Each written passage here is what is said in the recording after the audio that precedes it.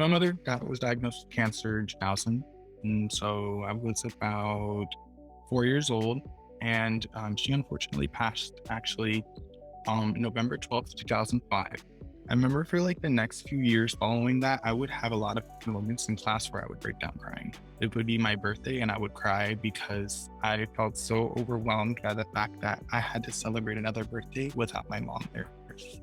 And it was so hard to, have to get carried out of class or escorted out of class and, sit with the teacher. It made me feel incredibly isolated and alone.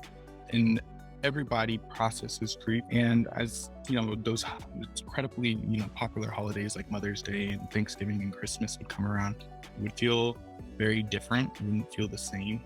And even though in the beginning, there was a lot of support, over time, and as I grew older, a lot of that support kind of faded away. People's lives carried on, but I still felt and harbored that grief.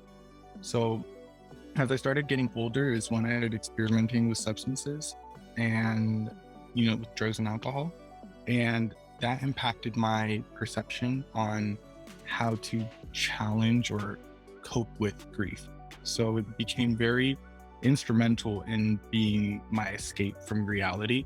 And then as I was around that age too, I started figuring out that I like men. So I felt very stuck and confused and didn't know who to talk to. So I resented myself for feeling like that. I tried to pray, was brought up in a church. And so I was trying to pray that away. I felt very much isolated and in denial and was out of touch with how to cope with it. So I then, transformed myself, I would say, into a drug addict who was depressed and didn't know how to mentally cope. What allowed me to be able to beat my addiction was not having fear. I thought that anything else that I could do to improve my life, I should pay more attention to. I should put more energy towards instead of anything that's going to deprecate my life. So I was happy to stop at that point because I was fed up. It had been about 5 years of my life. I used drugs because I was, unable to cope and deal with my mother's death.